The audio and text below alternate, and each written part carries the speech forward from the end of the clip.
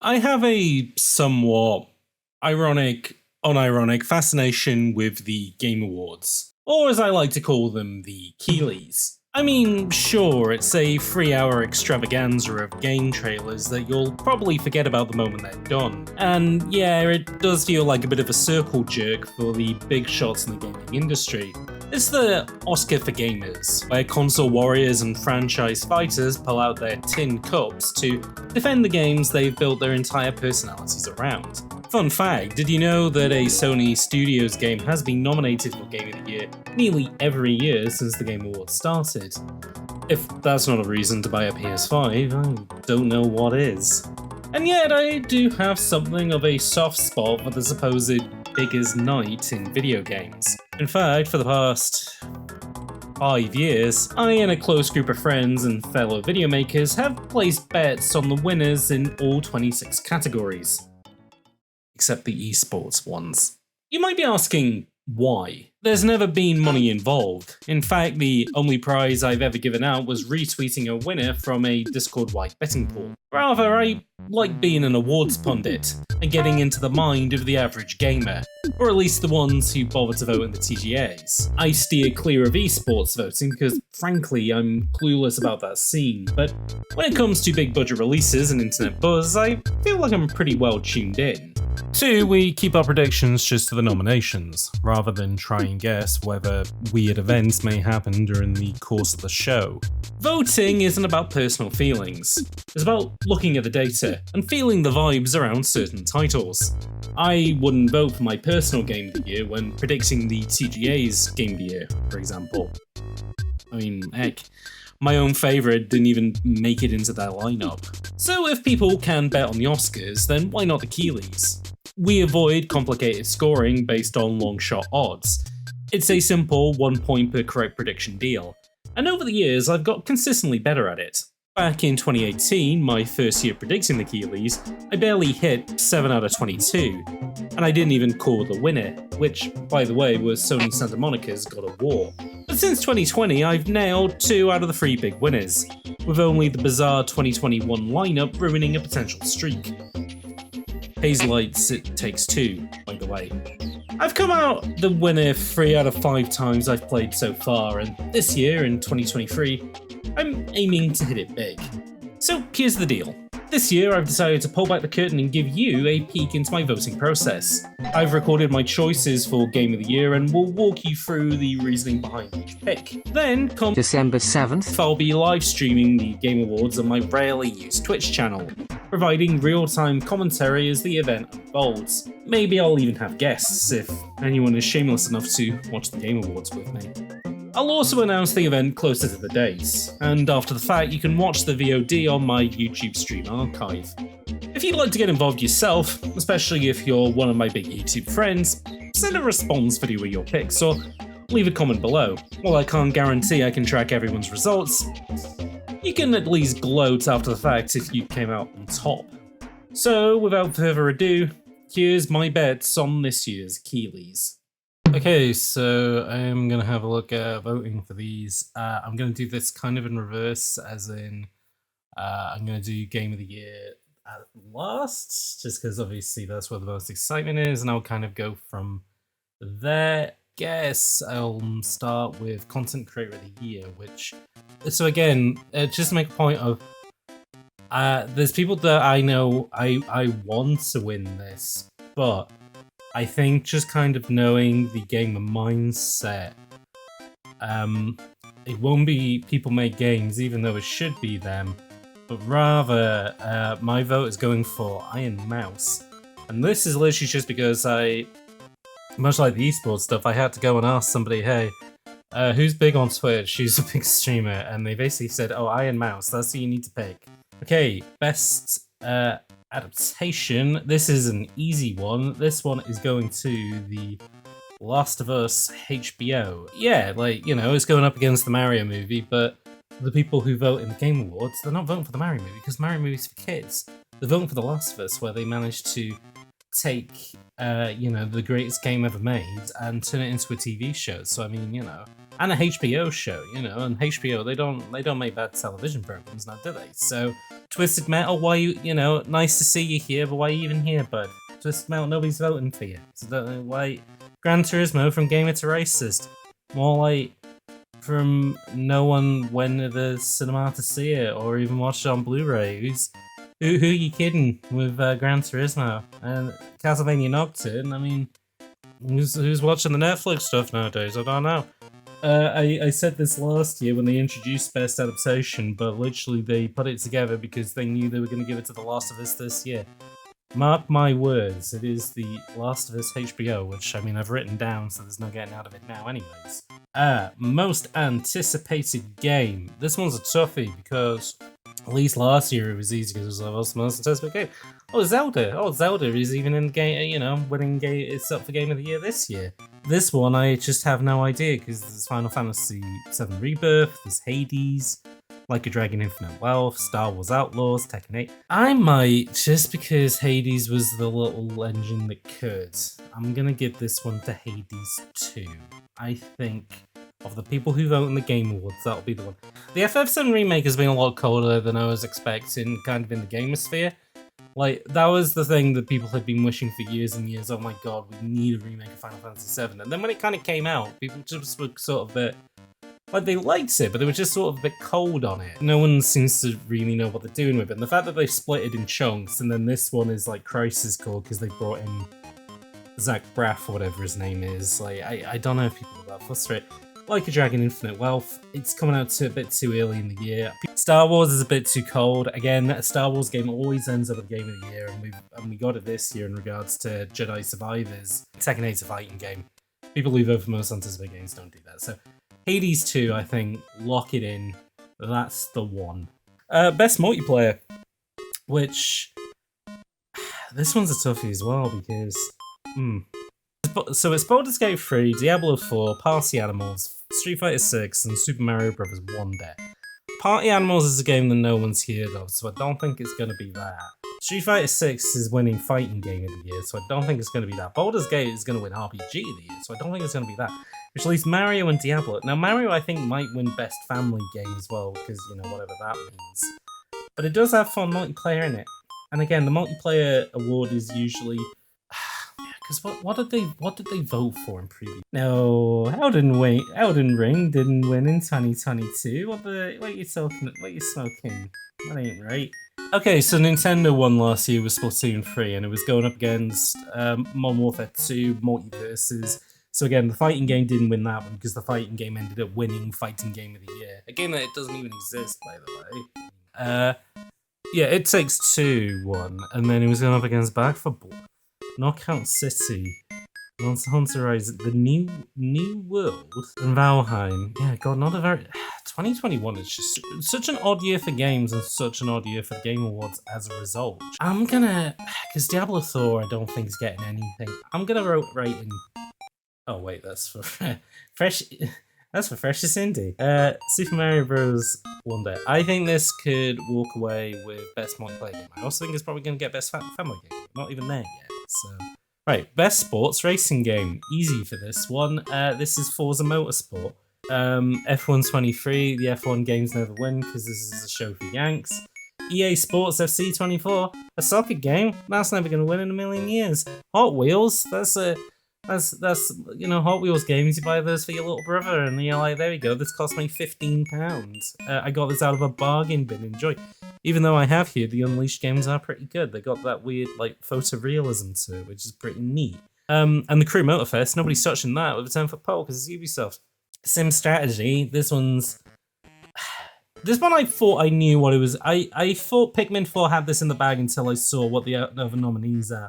And I wonder if City Skylines 2 could take it, because this is essentially the PC category, as in, we're going to throw one to the PC, and if a PC game hasn't come out, then we'll give it to a Nintendo game. And when I say PC, I mean like a big PC, like one of the big franchisey PC games, like a City Skylines. Not like, King's Quarrel 8 or whatever, or like a Unity asset flip game where you're a peasant. No one cares about that stuff. Like Microsoft Flight Sim won one of the years. Like, it was competing against nothing, but it was Flight Sim. Of course it was gonna win. This year they have 3 Nintendo games in Sim Strategy as well. Advance Wars Reboot Camp, which nobody bought. It's only there because it's a strategy game, it has to be there. Fire Emblem Engage, which lots of people bought but nobody liked. So I guess that's kind of there because it has to get representation. Past Me is gonna stab me for this, but I'm gonna put Cities Skylines too, because even though it melts people's graphics cards and it doesn't work, I think that's the one that people are gonna vote for. Pikmin 4 dropped off really quickly, which is a shame because Pikmin 4 is pretty good, but like no one's talking about it now, which sucks. But I think recency bias will also play a thing in this because these only came out like less than a week ago at this point. So I think that City Skylines is still going to be fresh in people's heads. And again, this is the PC award. This is the award they give to PC games, and the only other PC game there is Company of Heroes 3, which no one played. So I think, yeah, I'm going to give this one to City Skylines, but again, I'm feeling pretty stupid if this doesn't win. Best family game, though, I'm pretty confident what's going to win this, Super Mario Bros. Wonder, because what's it competing with? Disney Illusion Island, very good game, nobody played it there. Party Animals, don't know what it's like, haven't seen anybody stream it. Pikmin 4, Pikmin games are a bit too weird to walk away. If it was a year when nothing else had come out, maybe I might walk away with it. And Sonic Superstars, which would probably win if it didn't come out the same year as a Mario game. So again, Best Family means basically this is the Nintendo award for what was the biggest Nintendo game that came out this year. There you go, Super Mario Bros. Wonder, that is walking away with it. Alright, best fighting game. This is a fun one because everybody and their grandmother has the same opinion of, oh, the Game Awards has a US bias because they didn't give the award to Midnight, Underflow, Blood Reckoning, semicolon. They gave it to Garfield Bashabout, which again they did do that last year. They gave it to Multiverses, which then a month later went offline and said, actually, we weren't a real game all along. We were a beta. Fuck you. The only 2 real competitors in this are Mortal Kombat 1 and Street Fighter 6, and I think people are genuinely feeling Mortal Kombat fatigue. I think Street Fighter 6 is the big story of this year. People called it a return to form because 5 was only on the PS4 for so long and had a PC version, which I don't know how that kind of worked out. 6 is them on the RE engine. Everybody loves the RE engine. It's them multi-platform again. It has the modern mode, it has the world tour mode, it's got it all going on. Fighting games are kind of a niche, especially in the Game Awards, but the people who vote in the Game Awards, they know what Street Fighter 6 is. Probably a lot of people bought it as well, so they're probably super into it. So as a result, Street Fighter 6, you are going in as best fighting game this year, and I am pretty confident that that is going to be the case. Best RPG.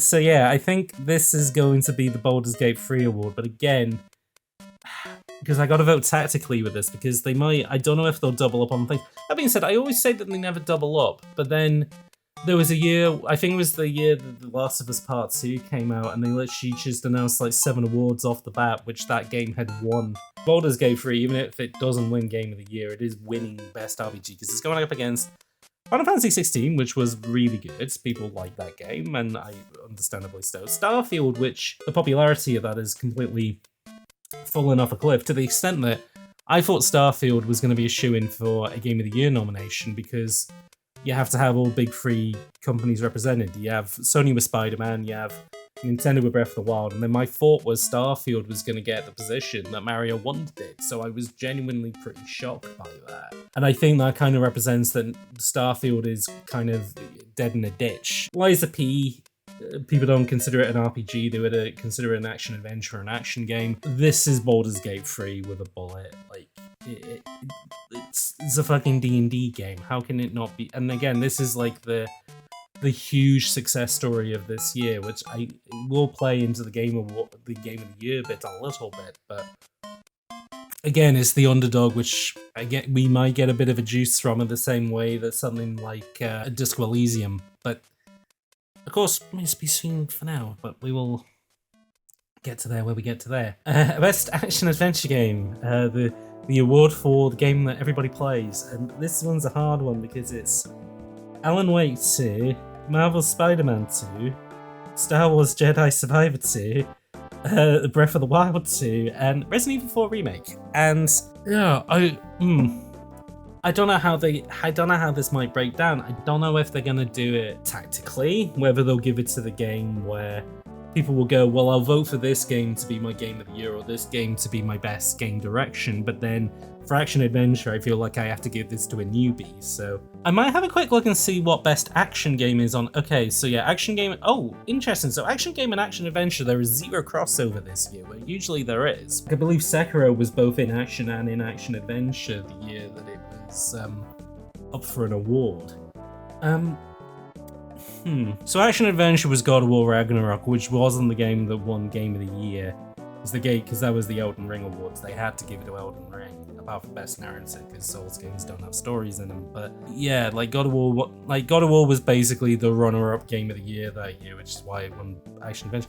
Oh, so maybe I should think of it like that. Like, what's runner-up Game of the Year this? Oh, so which means that they might give it a Zelda then, which would be weird. Because yeah, Metroid Dread won it, and yeah, in the year of oddness, Metroid Dread won it in 2021.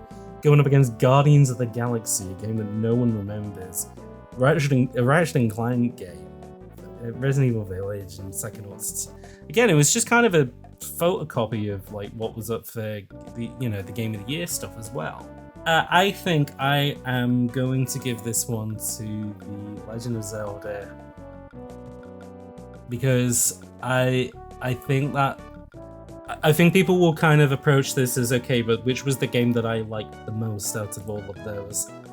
And even though the Sony fans will be looking for the dub wherever they can, I think Zelda's going to be Nintendo fans vote and stuff like this, and they will be voting for Tears of the Kingdom for not only Game of the Year, but they'll vote for it in any category they can get. And I think they'll vote for it in action adventure. Whereas in action, I'm totally puzzled with these are all very odd picks. Dead Island 2, Ghost Runner 2, Hi-Fi Rush, a game which like people have been lighting the candle for that since it came out in February. They've been pushing that as that should have won Game of the Year. Not in a million years, but like cool that it has a fan base which might play in its favor. Remnant 2, I mean, for the 10 people who loved Remnant Beyond the Ashes, fair enough, glad you got your dub. Then Armored Core 6, which I would say probably should have been in the Game of the Year category, but that's just my own personal taste. But is the FromSoft connection strong enough for that? Because people who vote in the Game Awards, they don't really like From Software, they like Dark Souls and they like Elden Ring. I don't know how well Armored Core 6 really did on a macro. Like, again, I liked it, but I don't know how much it kind of appealed to the Souls heads, which might not work in its favor. I might give this one to High Fidelity Rush, which I know this is going to come and bite me in the ass afterwards, but what can you do, really? Like, Armored Core 6, again, as much as I love it, I don't think anyone's really going to be locked in on that. So no, I'm giving this one to Hi-Fi Rush. I mean, granted, maybe I'll come back to this one because I'm going to give something else to Hi-Fi Rush later on, but see what happens with that. Right, VR and AR, which I predicted they were going to get rid of this award this year because no one, like, Sony have only just come out with a new VR headset, but like in years, like by 2025, VR is going to go the way of Dodo. Unfortunately, because there is a lot of cool VR stuff out there, and like I know people who are very into it. And again, one of the cool VR games that I saw this year isn't even on here. Like Battle Talent didn't even get a chip in. 4 of these are VR modes in other games, and then the other one is a PS5 exclusive. I don't know, like Kazari 4 VR, one of the year that came out, because yeah, of course it was going to. That was 2021. Last year, I think, was Moss Book 2, because that took like a lot of people by surprise, or that might have been the year before. Gran Turismo 7, I didn't even know had a VR mode in it. Horizon Call of the Mountain is like, yeah, that was the PSVR 2 demo. Humanity I didn't even know came out, so that's surprising. Resident Evil Village VR mode, maybe. And then Synapse, which, depending how the critic thing plays out with that might win it because that's the only one which is actually specifically a VR game. Yeah, no, never mind. I'm I'm gonna give this to Synapse, but then I'm gonna rewatch this video and scream because Resident Evil 8 actually won it. But you know, that's Tupac, so that's just the way it is. Right, best best mobile game, aka they didn't consult me about this because I could have given them a million mobile games this year, which were better than the ones. They just picked the ones which had recognizable names to them. I mean, Terra Nil, the fact that that got in is shocking. I mean, I didn't even know that had a mobile port. The PC version's alright. Made a video about Terra Nil about 2 odd years ago, and the final game is okay, is my review. But like Final Fantasy Ever Crisis, no one's touched that. Hello Kitty Island Adventure might get it. Monster Hunter now, which is their weird, it's Pokemon Go, but with Monster Hunter, nobody's touched it. I'm gonna give this to Honky Star Rail. Again, fuck me, because I think that this is going to bite me in the ass, because Jeff might just come out on stage and be like, okay, and the winner for best mobile game is nothing. We didn't give it to any of these. None of these games won. Goodbye, everyone. And that's it. And he'll just move on to a trailer for Payday 3 DLC, and that'll be that. Yeah, no, like all the mobile game people just be in the audience. They're just like, they don't get anything. That sucks. But I mean, I don't know. Maybe they'll give us a Hello Kitty Island Adventure. I mean, that game looks pretty good. Right, best debut indie game, aka the Hot Cider's massive cultural reach, because yeah, Pizza Tower got fucking nommed for this. And not only that, but Pizza Tower is the only game here that isn't then also in the best independent game. Okay, so again, I'll do this like multiple choice. Venba isn't getting it. Venba should get it because Venba's fantastic, but people who vote in the Game Awards didn't play Venba, which is a shame, because again, it is very good. If you like Florence, it is like that, but it teaches you how to cook, which is fantastic, and all the food in Venba looks tip-top. Viewfinder's not winning it because fucking Vinny Vine Source, that clip came out of him turning the woman volume off, and people got really pissed off at it. So Dredge, I don't know how many people played. Dredge is, I mean, I mean, this is the weird thing with this year's Game Awards, is that all the debut indie games and all the indie games they picked are often, not only are they all games that I played this year, one of them, three of them I have made videos about. They're all fantastic as well. Like, I would, like, if when it comes to Christmas, and if you got like a 30 quid Steam card or whatever, not that they do those anymore, but like if you wanted to buy free tip-top games off Steam, that, like, buy all 5 of those. Like, Cocoon I think would be very fucking cheeky if that wins debut indie game, considering that they're all ex-Play Dead guys that then went to go form another company, and it's also Annapurna that's publishing it. And again, is this Hot Cider? Is this me huffing? Is this me huffing my own personal preferences a little bit? I mean, I guess if I was huffing my own personal preferences, I would probably give it a Viewfinder, because I'd probably give it a Venba, because I like both of those more than I'd like Pizza Tower, which is a great game. But it's a great game in a different way that those are great games, and I kind of preferred my... I mean, I don't know, it's my weird makeup stuff. Pizza Tower is fantastic, and I gotta say that otherwise, fuck, my subscribers, I need them. I'm sorry. Pizza Tower is good. Shit. Because it is such a weird outlier in this, and I think, yeah, no, fuck it, alright, yeah, no, Pizza Tower's winning. It's winning fresh indie. The fresh debut is sponsored by Jared from Subway. Shit, I fighting Pizza debut. Pizza Tower is winning debut game. I mean, if I had to have a backup, it's either going to be that or it's going to be Cocoon. But then, funnily enough, we move then into best independent game, and oh, what is it? Oh, it's Cocoon again. Well, actually, yeah. So Venba isn't in best indie game actually. Yeah, so best independent games are Cocoon, Dave the Diver, which they said is developed by Mint Rocket, but it's also made by Nexon, the ginormous South Korean developer and publisher. So funny things like that. Dredge again, Viewfinder again, and then Sea of Stars, which I was very mean about in Best RPG. That being said, did Inside win Best Indie Game in 2016? There it is! Inside by Playdead won in 2016, beating off, with both hands, Firewatch, Hyperlight Drifter, Stardew Valley, and The Witness. Witness the Fitness, and it beat off. I don't think Dave the Diver's getting it, even though Dave the Diver's a very good game. I don't think Dredge or Viewfinder's getting it either because of what I said previously. Yeah, I think Cocoon's. Yeah, Cocoon's getting this. I think. Cocoon, you're going in. You're going to win Best Independent Game according to YouTube's Hot Cider, so I hope I'm correct. Alright, Best Community Support, aka the Final Fantasy XIV Award, so I will be rating that one in immediately. The Final Fantasy XIV has not only won Best Community Support, but has also won Best Ongoing Game. I want to say solidly 3 years running. It's not going to Cyberpunk 2077, despite the fact that, well, it's not going to Destiny 2 because they fired their fucking community team like last week.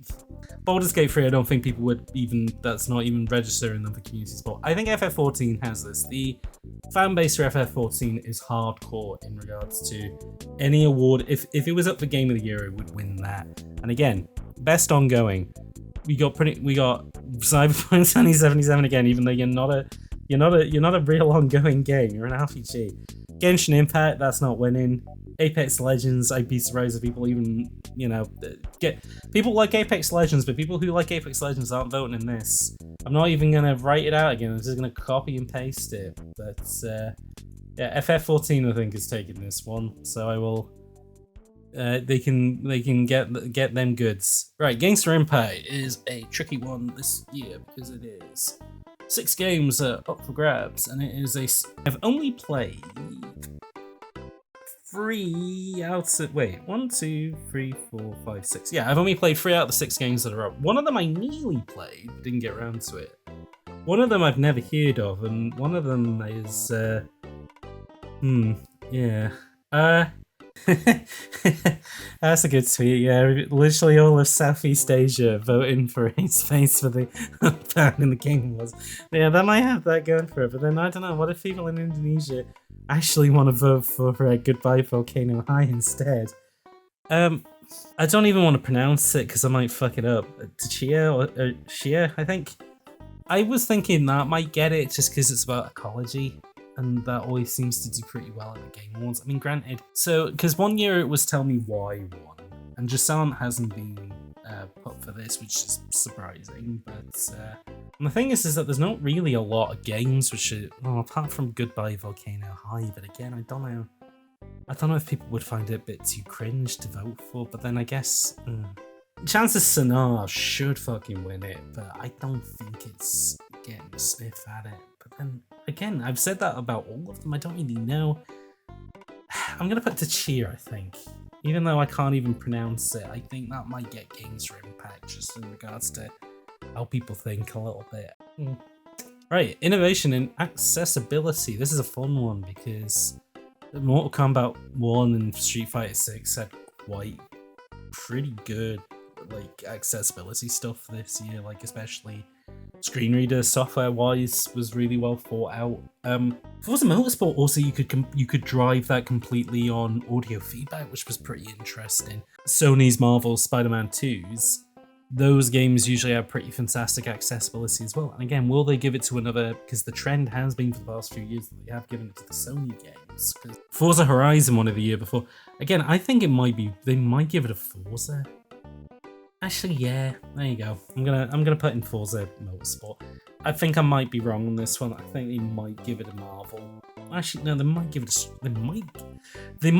Mortal Kombat just to give it the dub of A. I know that you can't win Fighting Game of the Year this year, but because Warner Brothers, they pay for the tap water on the table. We'll give you a 1 just so it wasn't a complete waste of time for you being here.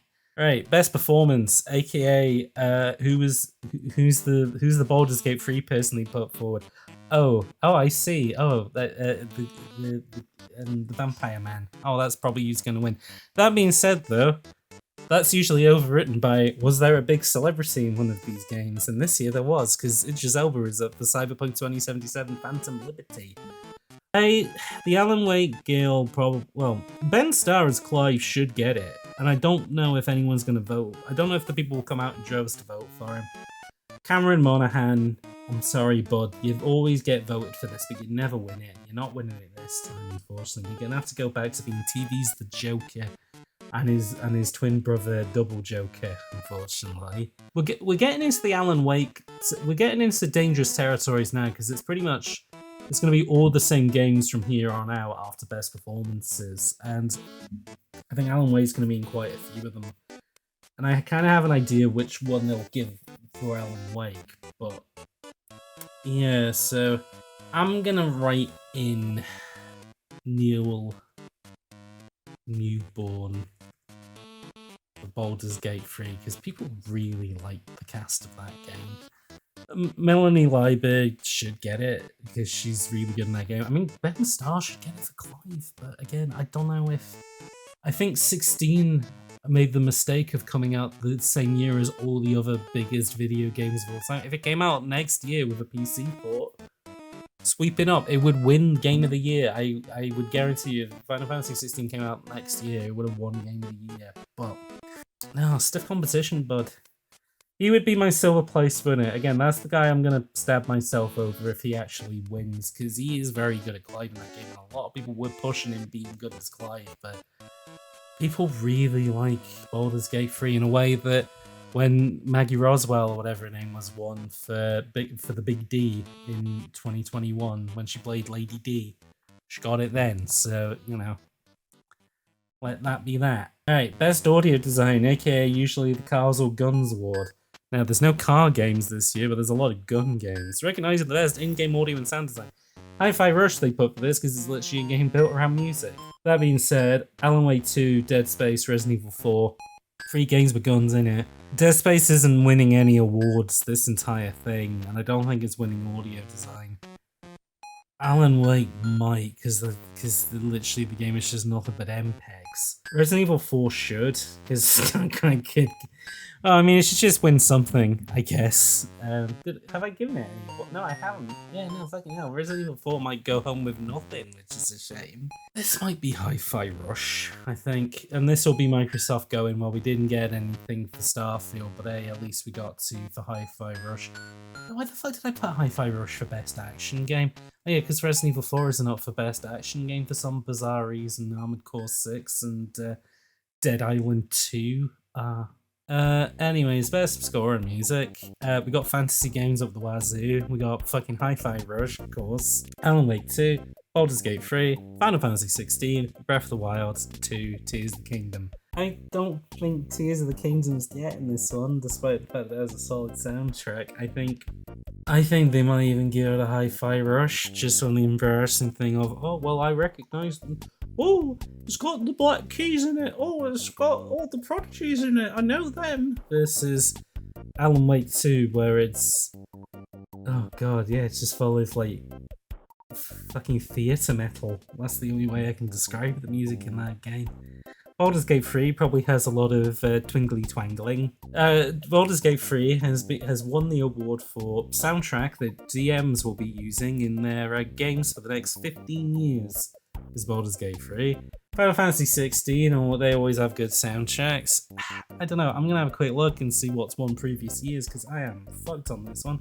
Neo won it in 2021. God, 2021 was a fucking dire year. Jeez Louise. 2022, I think Elden Ring won this. Oh no, God of War Ragnarok. Good old Big Bear McCreary got an award for the soundtrack in that game.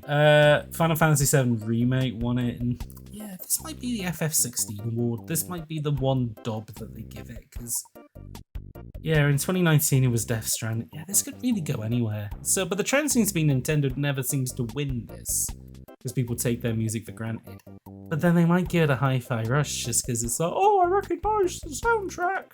I'm gonna put in Final Fantasy 16, I think. And again, I'm happy to eat crow on this one because I think they are going to give it a Hi-Fi Rush, and it'd be incredibly embarrassing if they do. FF16 I think is getting it, because if there's one thing that, like, you know, whatever you say about the graphics or whatever, FF16 is, that's what it's walking away with. Right, best art direction, Alan Wake 2. And I'm only saying this because of the fucking competition that it's got. So it's going up against The Legend of Zelda Tears of the Kingdom. Well, it's not really a new art direction. It looks like Breath of the Wild, which didn't win the year it was up for. Super Mario Bros. Wonder, which everybody said, oh look, he's got sold now after that new Super Mario Bros. Which, you know, whatever, maybe, but I don't know if the people who vote in the Game Awards really care for stuff like that. Liza P, No one's giving it to Liza P. Liza P, who are you? That's Hi-Fi Rush. No, it's cell shaded. People have seen that a million times before. That's not winning Best Art Direction. Alan Wake 2, though, with its big, when you shine a light on people, the big rainbows come out, and they keep putting scary they keep flashing you with MP4s to show you that spooky stuff's happening. I think that's probably winning it. And again, did Control win Best Art Direction the year that came out? Best Art Direction, yeah, Control won in 2019. Yeah, no, fucking, yeah, Alan Wake's going home with this one. Easy, no questions asked. Right, Best Narrative. This one's tough because I think I know what they'll give this to, but our choices are Alan Wake 2, Baldur's Gate 3, Cyberpunk 2077, Phantom Liberty, Final Fantasy 16, and Marvel Spider-Man 2. I don't know enough people played the DLC to say that it is a good narrative or not. I think people were just happy to play more effort, Cyberpunk 2077. Spider-Man's not getting it because it's just the Venom saga. People have seen that a billion times before. Final Fantasy 16, I don't know about that. I think Baldur's Gate 3 might take this because it is literally the narrative game. So, but then Alan Wake 2 does have spooky MPEG Falls in it, and there is a song in Dance number, so I don't know. No, I'm gonna give this Baldur's Gate 3. I think this game is going home with the gold on narrative. Right, Best Game Direction, which is just a duplicate of Game of the Year apart from Resident Evil 4 isn't there because it's Alan Wake 2, Baldur's Gate 3, Spider-Man 2, Mario Bros. Wonder, and Legend of Zelda Tears of the Kingdom. Awarded for outstanding creative vision and innovation in game direction and design. Yeah, I don't fucking know. Because usually this is just a duplicate of whatever game. So, like, the top 3 narrative, direction, and Game of the Year are usually the same ones. Narrative, if it's like a Dark Souls game, they never give it narrative because, like, all the storytellings and cutscenes and item descriptions. That was why God of War won it the year that it had it. Death Stranding, I think, got Best Narrative. Sekiro didn't get Best Narrative, but something else did that year when that won Game Direction and Game of the Year. So Red Dead Redemption 2 won it in 2018, where God of War won Game of the Year and Game Direction. They might give it to Zelda just because there's the item building stuff is the thing, but then... Yeah, because Baldur's Gate 3 is a top-down game. Alan Wake 2 is is a third-person shooter with MP4s in it. Spider-Man 2 is just Spider-Man. Super Mario Bros. Is just Super Mario.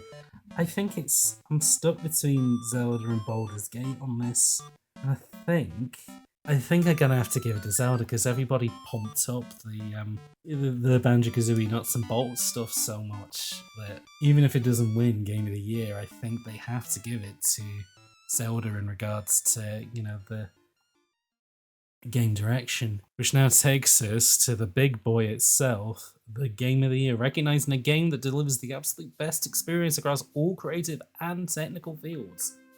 And it is Alan Wake 2, Baldur's Gate 3, Spider-Man 2, Resident Evil 4, Super Mario Bros. Wonder, and The Legend of Zelda Tears of the Kingdom. Now, funny thing is that I managed to predict all of these apart from Mario Bros. Wonder, which I thought was going to be Starfield. And the only reason that Alan Wake ended up there is just because of recency bias and just how much people fucking love Alan Wake 2. I'll be completely honest, I did not enjoy my time with that game. It looked very cool. I love the MP4s, but other than that, it has got some of the worst shooting I've ever engaged with in a game. It's got some of the worst environmental design in a game, and like comparing that to Resident Evil 4 it's genuinely embarrassing. It's like, yeah, I don't know. That's not how the gamers think. That's not what, when it comes to the Game Awards, that's not really panning out with stuff like that. Resident Evil games always get voted, but they never win, and I think that's going to be the case with this one. People really like Tari Thor. I don't think he's getting it though. So I'll do multiple choice first then. So Marvel Spider-Man 2, you're not winning because you're a sequel to a game that didn't win an award, so you've already got that going against you. Again, I think people had a nice time with it, but I don't think people were kind of clambering for it to be Game of the Year. Resident Evil 4, I don't think you're winning it just because the Resident Evil games never win Game of the Year. They're always nominated, but they never win Game of the Year. And you are a remake as well. But against Mario, I don't think you're winning because Mario games never seem to win, weirdly enough. And it's a very good game. I mean, pretty much all of the games I've played here, apart from Baldur's Gate 3 and Marvel Spider-Man, and apart from Alan Wake, I had a pretty great time with all of them. As great as Mario is, I don't think people would view it as a Game of the Year game. Granted, I'm happy to eat crow on that if I'm incorrect, but I think Mario, you haven't got it this time. Which leaves, for the moment, Baldur's Gate 3, Alan Wake 2, and Tears of the Kingdom. I don't think Alan Wake has got the juice compared to those two. I think people want the story of, oh, finally, Remedy has brought back the beloved character of Alan Wake. He's here. People didn't like Alan Wake 1 came out on the Xbox 3, like in the era of the 360, where it was a spooky third-person shooter was considered high art, like genuinely embarrassing that we ever had that as an era in games, and yet Alan Wake 1 was that. And 2 is just kind of, I mean, 2 feels like people are like, oh, well, Control didn't get its dues, but now Alan Wake 2 can finally pay that off. Not really. Like, Control people likes it, but then after the fact when it's good, but the shooting in it's really shit. And again, like, that seems to have been, ever since Max Payne 2, fucking Remedy have not made a game with good shooting in it, which is, if that is what you were doing 95% of the time, then, like, what are you doing wrong? That being said, though, it has got MP4s in it, and it has got a song and dance section, and I can see Sam Lake being the only person who flies out to pick up the award, which might go in their favour. In my mind, there's 2 games that are neck and neck with each other. It's Baldur's Gate 3 and it's The Legend of Zelda Tears of the Kingdom, and I'll explain it as such, which is that I haven't played Baldur's Gate 3, but that game came out as like the underdog this year of like, wow, this tiny studio in Belgium has been able to make an RPG that competes with the likes of Bethesda and like and From Software, and you know, they've made this enormous achievement. And sure, it does run out of steam a little bit in its third act, and it's kind of buggy and whatever, but it is like, you know, it's such a celebration of that kind of old school RPG game while also being very cutting edge in regards to, you know, new technology, character writing and the like. You know, we had the D&D film came out earlier in the year, and like, what a perfect games, like the Mario film came out, and like, what a perfect game to go along with that. What a perfect game to go along with the D&D film with Baldur's Gate 3. So like, it is very much having its time now. But Breath of the Wild, Tears of the Kingdom is the sequel to Breath of the Wild, like the game that supposedly changed video games forever. Not that we're really seeing it now, but like, the fact that we're able to make a sequel to that and add all these bells and whistles to it in regards to, you know, it's got Banjo-Kazooie vehicle building, and, you know, the chemistry system's more robust, and floating islands and stuff. And despite the fact that a lot of people I know kind of fell out of love with Tears of the Kingdom very quickly because it was just more of the same, I think 6 or 5 years or whatever it was a long enough time for people to fall back in love with it again and just be very impressed by what it does, especially on the Switch of all things as well. So basically, it's just a fight between, well, I mean, yeah. So at the moment, Alan Wake, I don't think you have in it. You were a surprise, but I think recency bias is also working against you. If people are kissing your butt right now because it was like, whoa, MP4, I've never seen this before, but like in literally, I give it 2 weeks time, people will be going, oh, it was alright, but the shooting was shit, which it was, or oh, the level design wasn't very good, and you know, whatever with that. Alan Wake's winning best art direction. I think that's what they're gonna give it, because that's the one that's the one thing you can't really argue against with that. So with Baldur's Gate 3 and with Zelda, it's a question of, do they want to give it to the underdog, or do they want to give it to Nintendo? And I don't know, in my brain, in my mind, thinking about this Game Awards, as much as Baldur's Gate, I think Baldur's Gate 3 will get the big push of it'll win Best RPG and it'll win Best Narrative. But I don't think that'll be enough to get it over the line. I think, and it's embarrassing to get it, because basically Zelda had this locked in from the moment that it won Most Anticipated Game last year, because Elden Ring won it the year before, and that was literally the year that they invented Most Anticipated Game just so they could give fucking Elden Ring an award before it even came out. Like, that's what the Game Awards is, which is embarrassing. And the fact that Zelda won it last year, they might go, well, you know, Elden Ring, blah, blah, blah, Zelda, blah, blah, blah, kind of thing. Like, Baldur's Gate 3 was not on anyone's radar, which I think is partially why it's been such a surprise hit, and why that's been so much more of a multiplier on people being like, oh no, this might actually be good. Like, oh, this should actually win because this took me by surprise. This is Zelda, which wasn't really, like, despite all the new stuff it can add to it, Nintendo can't surprise anyone anymore because a Zelda game is always going to be this weird, but, like, raising the bar is expected now, which is such a bizarre thing to say. But then, I don't know, like, because Baldur's Gate 3, I believe, even got better reviewed than Zelda. I mean, I can quickly check Metacritic actually. No, this is one of the better, like, this is one of the best reviewed years for games in like 20 years or something, which is crazy to think about. But then also all the companies got shut down, which is not great. Oh wow, so Baldur's Gate 3 and Tears of the Kingdom are exactly 96% on Metacritic. Alan Wake was 87, which as it should be. Mario Wonder 92, which should be a little bit higher. Resident Evil 4 is 93, which is about right. Marvel Spider-Man 2 is 90. Got nothing to say about that. Fair enough. Again, I don't know with this. I think I'm going to stick with my guns and I'm going to say it's The Legend of Zelda Tears of the Kingdom. Again, if it's not that, it's going to be Baldur's... I'm happy to say I'm going to put my butt on the line. It's not going to be Zelda, it's going to be Baldur's Gate 3. And that's it. I don't think Alan Wake is squeaking it. I don't... Sony Spider-Man and Resident Evil 4 aren't even part of the conversation. The fact that Mario got on there was a genuine surprise, but I don't think it's good enough for it to win. I think that Zelda was written in the stars to win this year's award, and I think they are going to stick with that. But as I said, if I'm wrong, then you'll be able to watch me on stream cry my eyes out because I embarrassed myself in front of YouTube and all 10 people who watch this video.